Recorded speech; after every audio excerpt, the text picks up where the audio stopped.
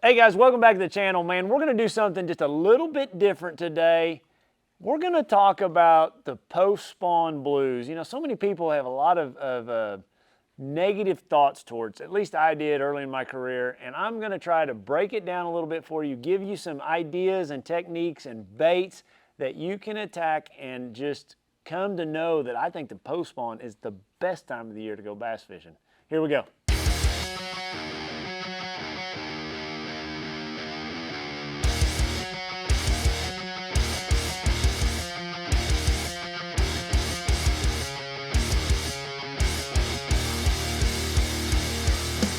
You know, the problem with the post spawn, you know, what happens? There's a few things that happen. You know, I think one of the things that I've learned through my 20-something years of bass fishing is I didn't realize how deep those biggest bass in the lake get after it's done.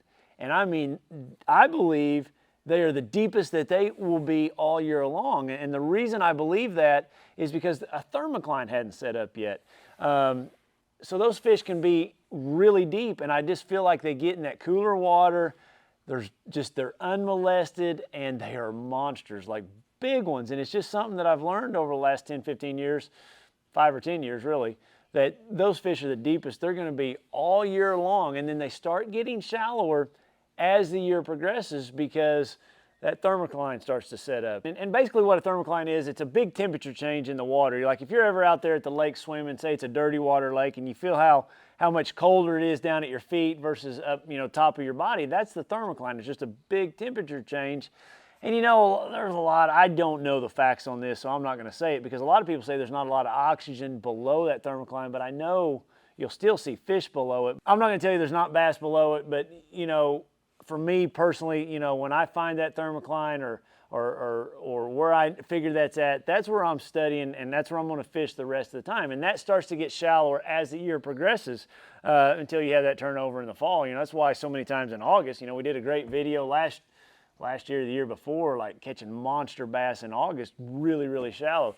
I'm getting off on a big tangent here. So back to post-spawn, fish being deep, thermocline. Let's talk about thermocline real quick. You know, one way to find that on your depth finder is turn your sensitivity up. You're going to see a definitive line in that depth finder where that thermocline's at.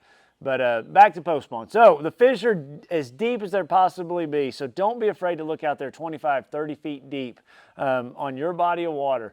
You know, obviously if you got some cleaner water, don't go do this on the Mississippi River or something. But you know, if you've got a body of water that's conducive to it, you know, for me, Grand's conducive to it. Lake Fork's conducive to it. Lake of the Ozarks is conducive to it. Rayburn, Toledo Bend, you know, all those lakes, you know, those fish can get ultra deep, and then they will start to progressively get shallower on some of those lakes as the season progresses. So when I go to attack those lakes, lots of lures, lots of lures that you can talk about. But a couple that I'm going to throw at you right here just to keep in mind. My favorite would be just a hollow belly swim bait. You know, this is a Berkeley Power swim bait. It's just a cool little swim bait, been around forever. I've caught a ton of fish on that, just a hollow belly 5-inch. I've got a 1/2 ounce head right here with a little bit bigger hook. That's a Berkeley head. It's a design for this bait. I'd go to a 3/4 if I'm really deep. I use this 1/2 ounce, you know, say that 15 to 20 foot range, 14-pound test, 3/4 ounce for any of that deeper stuff, even a 1 ounce if I wanted to get it super deep or keep it close to the bottom. One mistake, let's talk about rigging this thing really quick. One mistake I see people make, they just don't do it right. Like, this thing has to be straight. The very first thing you need to do when you go to set that on the side and you kind of see where it needs to come out, just take your hook point and make a little spot right there. That's where I know that needs to come out, and that's right dead center in that bait. And I know that my bait's going to be straight. You know, just keep it all dead center. Don't get any of the sides, or it's hollow in there. Find that hollowness and then bring it right out in that hole, because that way I'm not going to mess my bait up or have to re-rig it. Important to wet that down just a little bit, and there you can see everything is perfectly straight. You know, the bottom of it is straight, the back is straight. Everything is straight. Another key component to that, don't get too big a line. I'm not a big component of putting, you know, 20-pound tests on this. I like this with 14 and 17-pound fluorocarbon. Throw that out there, let it go to the bottom. That's one bait there that that you need to have tied on when you're starting to look for those post-spawn fish. A couple other baits. This is a no-brainer, guys, crankbaits. I keep my colors pretty simple. Chartreuse blueback, a shad color, lavender shad. You know, when you think about the depth that these things are running, you know, this is a 20.5, this is a 25.5. There's not a lot of light down there to begin with. You know, it's just huge. So, you know, I keep it pretty simple. I like these baits because they get down really deep. They got that added weight right there in the bill. I put some bigger hooks on them a lot of times. You know, this one's not been changed. You can see this one has been changed. I'm throwing these on 12 and 14 pound tests, generally 12, because that's going to get it down the deepest, a 7.6 or a 7.10 cranking rod, cranking reel, lots of line. Crankbait, you know, and I'm going to throw this bait, generally speaking, until I find them, you know, and hopefully I find them with my electronics, but, you know, this is going to be my search bait. Then these other baits, the swim bait, this other one I'm going to show you, I'm going to throw those after I have found them. That's what I'm going to really key on those fish. Now, this is a bait that maybe you don't know about. It's that new Agent E. Think of this as a football jig. You know, I've got a crankbait, I got a swim bait. You got to have a football jig or stand-up worm. This is it right here. It's a bait they hadn't seen. This is a 1 ounce version. I've got 3 different colors here. I've got brown craw, I've got bluegill, and I've got shad, chartreuse shad. This thing is phenomenal as far as fishing out deep. Throw it just like you would a jig, lift it off the bottom, let it go back down to the bottom. Keep it in and around the bottom, and you won't be disappointed. Let me show you a little bit about it. It's got a fiber weed guard that lays over to the side. It's really, really weedless. I've put a hard nose in this thing. That protects it as I'm dragging it, and it also helps make noise as that's hitting rock. That hard nose is actually a rattle in that thing. It's just got a real subtle rattle. The weight's all in the belly of that thing where it'll sit like that on the bottom. So you just imagine this bait. Pick it up, let it go to the bottom. Pick it up, let it go to the bottom. The other way I rig it is just to drag it. I'm just gonna drag it like this on the bottom. It's gonna be kicking stuff up. That tail's gonna be going crazy. That thing right there, and those are 3 of the best colors, chartreuse shad, HD bluegill, and HD brown crawl. Those are, I mean, if you just had to get 3 colors, those would be 3 great colors to fish. So the other thing that I really wanna talk to you about, you know, we talked about those fish are deeper than most of us ever look. You know, a lot of people, they just don't go out deep enough. And I gave you some baits to try. I gave you some, you know, these are going to be out. These are going to be out on the main river channel, out on the main points, you know, out deeper than you would ever look. They're sitting underneath your boat. I've done it time and time again.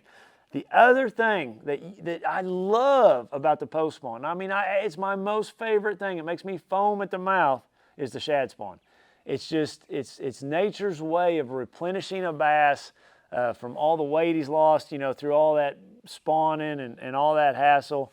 And I just love the shad spawn. I mean, it's just a great time of the year. And so a little bit about the shad spawn. It happens basically when the water temperature is 68, 69 to 72. I have seen it at 65, 64, 66. I mean, it has happened sooner than that. Most of the time, 68 to 72. If you put your boat in the water in May and June and you see that water temperature, there's generally a shad spawn going on somewhere.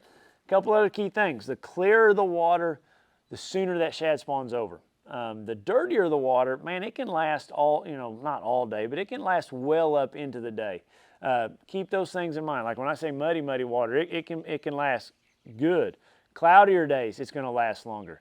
Over a sunny day, you know. So the shad, basically the shad spawn at nighttime. So the places that I look and you got to get out there early to do it. Be out there right when that sun's coming up. You know, the places that I look are just points outside of those pockets. You know, seawalls are one of the best. You know, rocky points, clay points. You know, if you're running down the lake and you happen to see some birds, that's a telltale sign. The other thing is if you're reeling your spinnerbait in or reeling a bait in and you got a shad following it or 2 or 3 or 4, it's happening. That's, I mean, just key in on that. And that's like for me, that's like, man, I put the throttle down. I'm going as fast and as hard as I can, covering as many points as I can to find like where the best ones are. And it changes daily. Like, you know, the biggest misconception about a shad spawn, or the mistakes that I've made, I try to go back and maybe fish where I saw a shad spawn the day before, like 3 days before in practice. I think the shad spawn, like to be successful, you just got to fish by the seat of your pants. You're running down the lake, you see a bird over there, go fish. You're running down the lake and the wind's blowing on this side, but yet you caught them on that side a week ago, go fish where the wind's blowing in. Just go fish, cover water as fast as you can. So, you know, I think that's one mistake people just don't quite grasp. But back to the points and back to where to look. You know, those points outside of those spawning pockets, you know, bluffs. I've caught them on bluffs big time, you know, vertical cover. Boat docks, tire reefs like are a must. I've caught them really good like in grass lakes out in 4 or 5 foot of water where the shad are spawning on hydrilla, you know, with a big spinnerbait. So it's just one of those things that you've got to always be thinking about this time of year because you can get right in a hurry. 3 baits. You've got to have a bladed jig. This is that new Berkley prototype bladed jig, white just like this. That's the new Berkley Power Stinger. I've got a 4.5 and a 3.5. I'll use the 3.5 if I needed to get a little deeper. I use the 4.5, just adds a little buoyancy, a little more to it if I need to get it a little shallower. Those are my trailers right there. A must-have is a spinnerbait. This is my favorite. This is actually a shad spawn color, another Berkley prototype spinnerbait. Tandem willow. That's what I throw. That's what I've got the most confidence in. A gold front, a silver back. Just a 1/2 ounce spinnerbait that I can cover a lot of water with. I'm constantly pumping my rod, really moving my rod around. Last but not least, you cannot be attacking the shad spawn unless you got swim jigs. You know, a really bright white's going to be in muddier water. More of a shad looking white is going to be for that clear water. And I'm just going to put your favorite trailer on there. I use this Power Swimmer a lot. I need a little bit of buoyancy on it. I need something to kick in the back. I'm trying to imitate a shad. So, you know, one thing on the swim jig, you know, when you go to open this thing out of the package, let's just talk about that so you don't make a mistake. You know, that thing, most jigs come with a lot of skirt. I like to leave a lot of skirt if I'm trying to, you know, have the profile of bigger shad. But, you know, a lot of times, you know, I want that thing to be compact. When a bass goes and gets it, I want them to hit the front of it, you know, more so than the middle or the back. So I'm going to take and I'm going to trim a little bit of that skirt off, you know, something like that. You know, the real proper way to do it is to turn it upside down. It kind of tapers it a little bit. Turn it upside down and you just kind of trim down through there. And then when I rig, see how much more compact that is?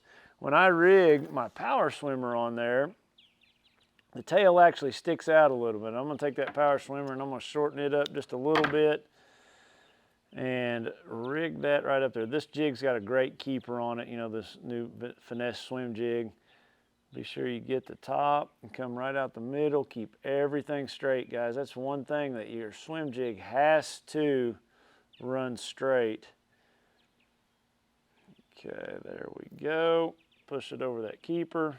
Now, I just feel like that's a much more compact, looks a lot better. You know, otherwise that skirt would have been way down here. So carry some scissors, do a little trimming on your skirt. I mean, that's gonna get 8. I can tell you right now, a bass will bite that. Those are 3 baits though that's really, I feel like all you need. You know, I have caught bass, shad spawn, you know, on a square bill crankbait some too, if they're out a little bit deeper. But, you know, for me, basically spinnerbait, vibrating jig, and a swim jig is all I carry with me. It's all I really need when that shad spawn is going on, and it's just a fun time of the year to fish. So, guys, I hope these tips help you. Don't get down about the post spawn. I mean, it's just a great time of the year to fish. Just a phenomenal time of the year to fish. Just when you find them offshore, they're going to be grouped. If you can find that shad spawn, it's really going to be happening.